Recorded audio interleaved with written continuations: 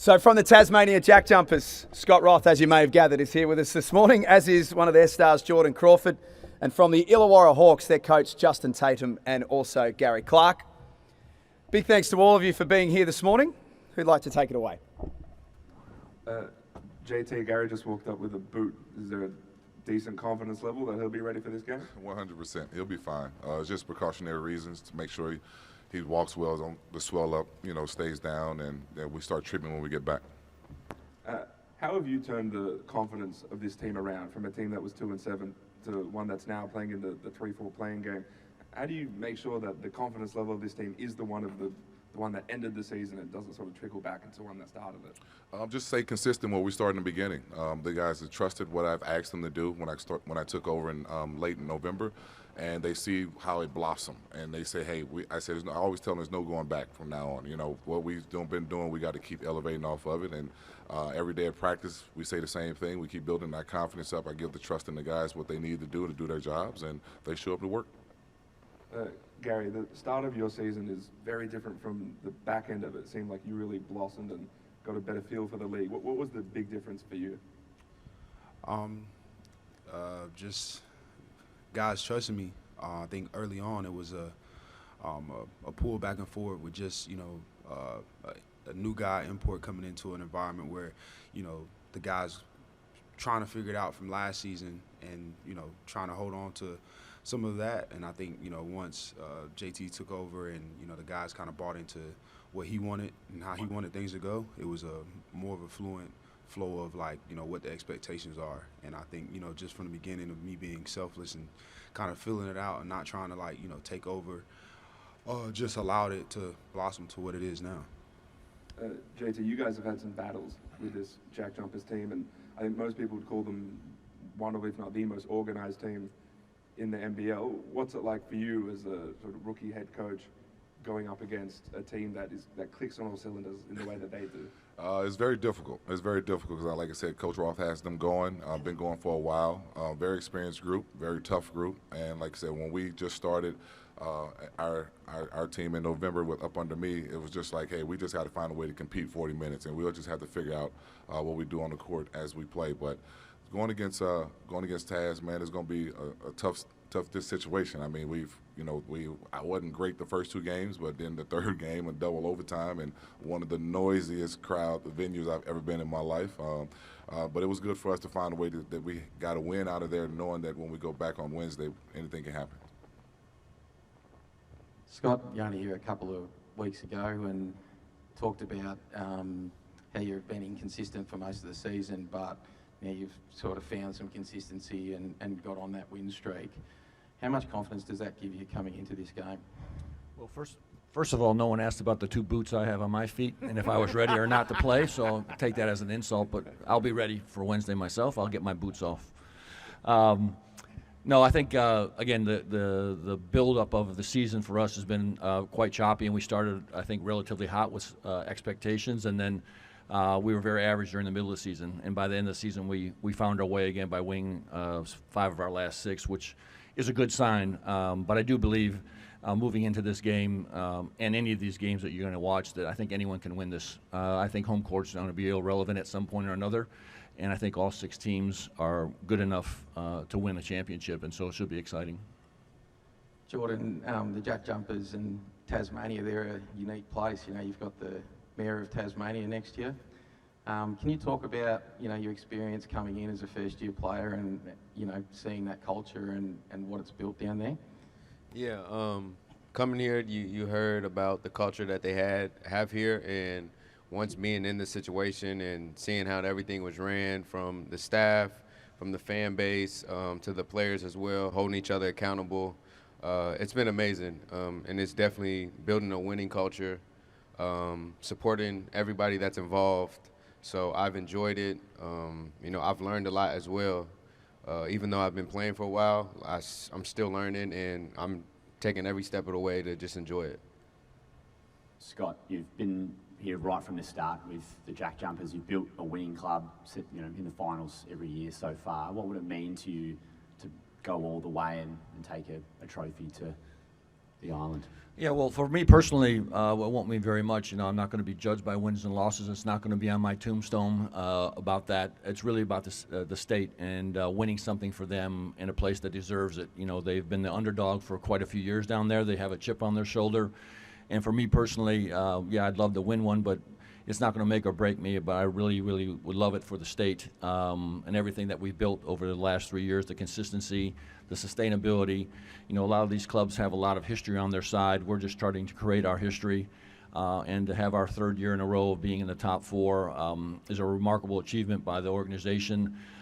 Christine Finnegan and their group running our front office, the entire playing staff that started from day one. Some of those guys are not with us, but our core group is still here. And so to win a championship for Tasmania would be, you know, a thrill of a lifetime, obviously. And we're going to do everything we can to defend the island. What sort of confidence do you get from the fact that you've been there in the playoffs the last couple of years, and how well does that prepare you for what's to come? Well, I think, you know, one of the things that I tried to do when I first got there is have a core group that will move through this franchise for the next 5, 6, 7 years. And we have 5 or 6 guys that have been in big games already and know what that atmosphere feels like. So hopefully that will help us. But I think ultimately, again, this year in particular, I think is up for grabs. I think there's some teams, obviously, that have home court advantage, which will be difficult to beat. But in general, it just takes a little swing of the pendulum, a call, a momentum play, something that gets you over the top, and that momentum can create you a pathway to the championship.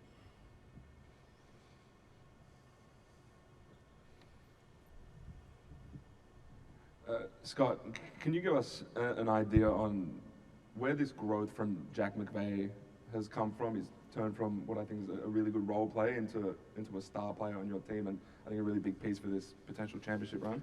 Yeah, I think with Jack, it's just been a constant improvement. He's very much about improving. He's very much about his self-development on and off the floor.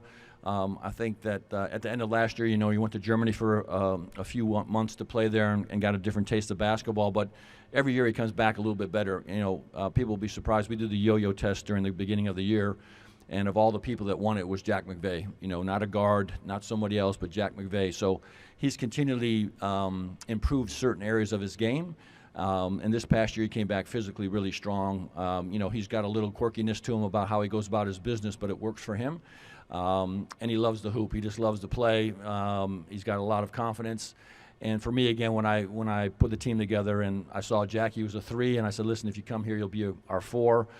You'll be the Jesse Wagstaff, the young version of him. And your ultimate goal is, can you win championships like Jesse once you start to grow? And he's growing in the right way, and now it's a matter of can he get some championship trophies under his belt. But fantastic person, a lifelong Jack jumper in my opinion, and we're excited about his growth. This Illawarra team is one that feeds it inside early. They get it into Gary, they get it into Sam. How prepared do you feel like you guys are, having got a lot of defensive reps with Magnay and Marcus Lee and those sorts of guys in the paint? Yeah, well, we haven't, obviously, I'm sure they haven't either, but we haven't gone down that road quite yet. We'll start tomorrow with our preparation for them, but they're tough. He's done a fantastic job of flipping that team around.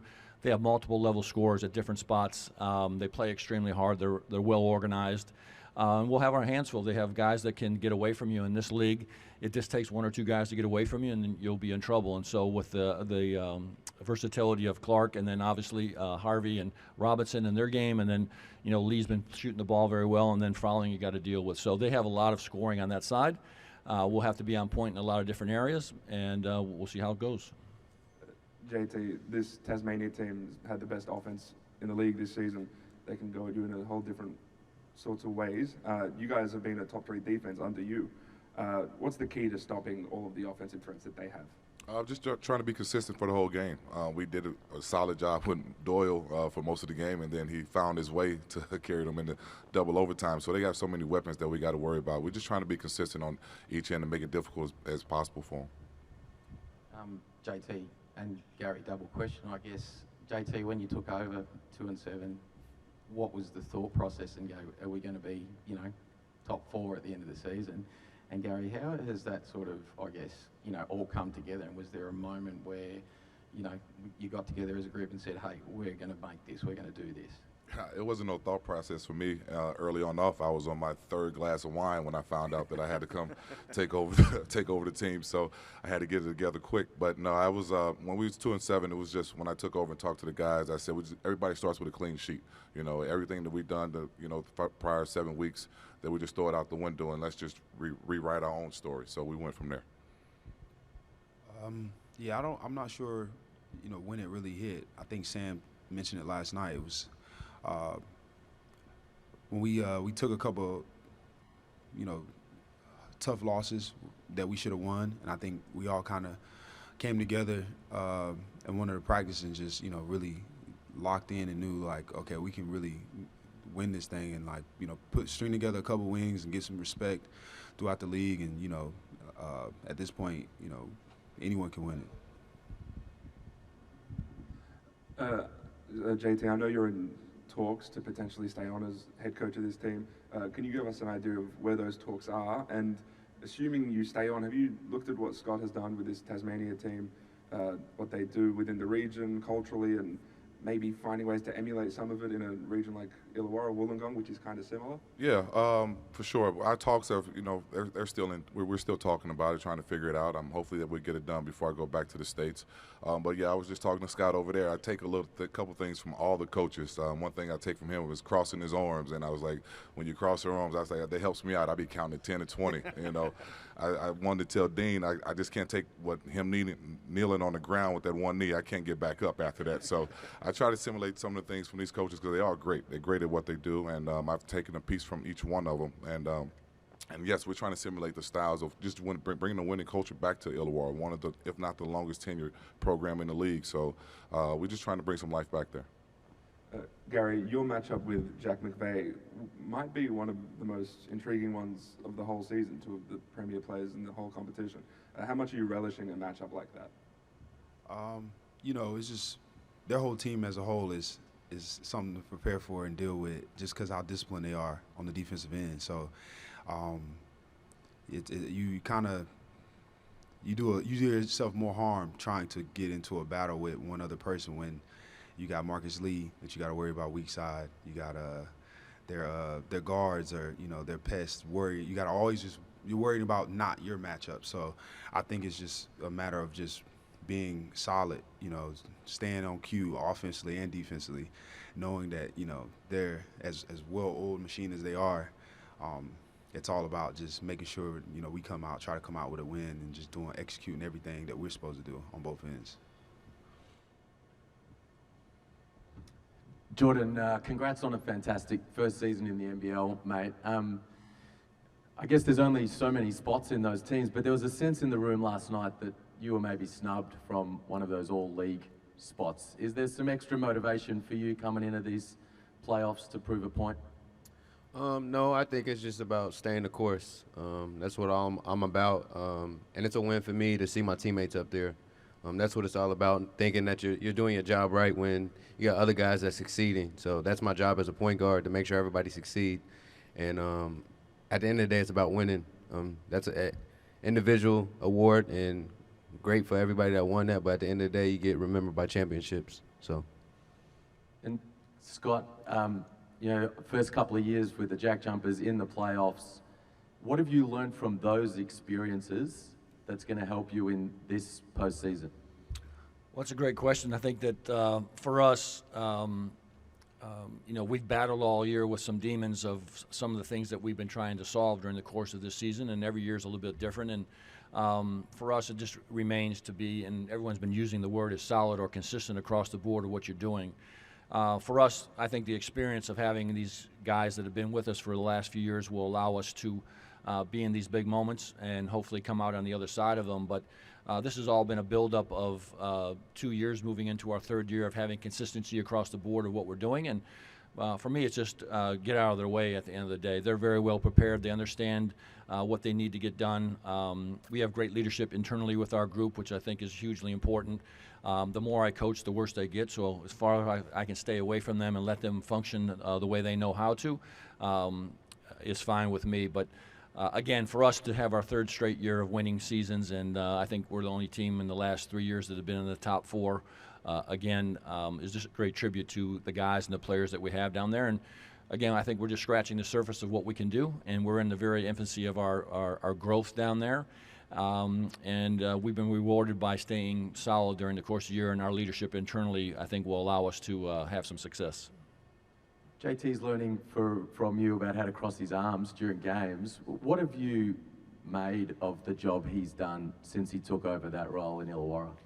As you know, I'm extremely pro coach. I love the coaches in this league. I love these guys and their success stories. You know, I'm the oldest one, I think, of all the group here. Dean's got the most seniority, but for me, it's really about propping them up and giving them as many kudos as I possibly can. And it's very, very difficult what he did. Very difficult what Justin Schuler's done.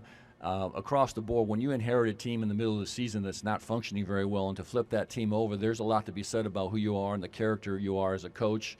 And it's just a wonderful story again here. And there's been a lot of wonderful stories out of here. And again, I love the coaches here. I think they're fantastic. I think they are well representing this league and would be able to coach just about anywhere in the world with the level that's here. And so anytime they have success, I'm all about it. I love watching them play, their teams play. And I'm for all these guys that are here. And as you get older, you get a little bit more sentimental towards them and know that their pathways are just starting. And someone like Justin Schuler down in Brisbane, he gets his first job down there and flips that team over. Incredible. And then obviously Scott Nanis comes in to his hometown team and does a hell of a job. And now JT down there. So it's a fantastic story. I love watching them, and nothing but success for them. Gary, I was down in Tassie for their game the other night. They were locked into third. They didn't know who their opponent was going to be in this game. Talking with a few people in that building, there was mention of the fact that New Zealand have a pretty good record against Tasmania. And a number of people said, we hope we have Illawarra. What are your thoughts on the idea of being a preferred opponent? I'm not sure who said that, but I'm sure we've earned a lot of respect throughout the teams in the league. And if I were to bet, I'm sure most teams wouldn't want to play us. So we've been just very solid defensively. Offensively, we've been just as clicking. So it's just a matter of, like, at this point of the year, anyone can win it. And we've got a tremendous turnaround. So we've been playing well, and that's all we can ask for going into the postseason. So we'll see in the next couple of weeks. Scott, you mentioned before that how you're probably going in with the best form, winning 5 of the last 6. A couple of those games didn't really mean anything in the grand scheme of things. How important was it to finish the right way? People were talking about resting players, maybe not focusing too much on it, knowing there's still a FIBA break, but you're going in with some momentum. I mean, it's hugely important because we were struggling in some areas that we were continually trying to clean up. And, at one point of the season, I think we were 4th offensively and around 8th or 9th defensively. And I think this year we ended up finishing in the top 2 in both categories. So we've come a long way during the middle of the season when it was very, very average for us and struggling in some areas. And so it's a great credit to our team. But to have some momentum, to feel good about going into the postseason with some momentum and guys feeling good about themselves is hugely important. Momentum's a hell of a thing in sports, and we have a little bit of that on our side. But ultimately, for us, we just come and play. I don't really believe in resting or any of those other things, minute maintenance, any of that. I'm kind of old school. These guys get paid to play. Fans pay money to come see them. Why you would rest someone, I have no idea, but that's something that, when back in my day when I was playing for the Utah Jazz, if you told Karl Malone or John Stockton you're taking a few days off to have some rest, they would have looked at you sideways and grabbed you by the throat. To me, the players play, and they're only playing once or twice a week, which is nothing really in the big scheme of things. In the NBA, they're playing 4 games in about 7.5 days, and players want to play. And when we came into that last game, we were playing our guys like it was just a normal game for us. You can second guess all you want about someone getting hurt or all those kind of things, but I actually believe in the basketball gods will take care if you do the right thing consistently. So our guys show up to play every single night. I don't think we've lost a game this year by more than 10 points, which is another credit to this group that's just never given in when they had opportunities to probably get blown out by 20. And I think that goes back to our culture and our work ethic and the character of our guys. JT, the flip side of that was the games you had to play meant a lot in terms of securing a fourth spot. How well do you think that's prepared you going into next week? Unbelievable, unbelievable. I mean, we had probably the toughest stretch of teams to play, to make it to the playoffs, and we knew it was going to be a grind. So I think it was really testimony to the guys who stayed locked in and knowing what our focus was, because we had to win so many games out of the ones that we played. So I just think that we got tested towards the end, which is going to help us for the run. And lastly, Scott Roth, I've talked to both of you walking down the streets in Wollongong, walking in Tassie. It's hard for both of you now. He's got a booth named after him in his favourite restaurant. If all things go to plan next year and the Hawks continue this, what are we going to get named in Wollongong after you? I hope it's Street. I'll take a street after me. But nah, I'm just happy that the people in Wollongong has the opportunity to support their team in the playoffs and get back at it. And hopefully we get back to the Win Center soon and pack the house. Any questions online from anyone joining us on Zoom? I'll jump in, Jack. It's Brent Costello here. Two for Scott, if that's okay. Firstly, Scott, Sean McDonald last night won Most Improved Player. You must be enormously proud of him winning that award. Yeah, I mean, it's probably the first time in the history that a developmental player has won that. He's not even on our roster technically, so the work that he's put in, I kid him all the time. He's our next star. He's the guy that we've invested 2 years worth of basketball with. Our coaching staff has done a wonderful job of developing him, but he's taken the reins, and he's on a great trajectory, and couldn't be more proud of our entire group. And when these guys win these awards, it's actually a success for the entire organization, and my coaches should be really proud of the work they've done with him. And Sean obviously is quite humble and probably shocked by the award, but quite deserving in our eyes. And he's a wonderful kid, and he's another kid that I think will be a Jack Jumper for quite a long time. And just last one from me, just want to ask you about Majuk Deng. Obviously almost been out for 2 months since that injury on Christmas Day. Do you expect him to have an impact in the finals? Well, I think he could have played this last game against Perth, but we thought one more week of 5-on-5 would be good for him, so we'll see how he tracks this week. But I anticipate him being ready to go, and hopefully we'll be able to use him over the course of the next few games if we have a chance to continue to play. Thank you. Thanks to everyone for being here this morning. Thank you, Scott. Thank you, Jordan, to Justin and Gary as well. Best of luck for what's coming up. It's going to be an incredible match. We can't wait for it. Thanks for being here.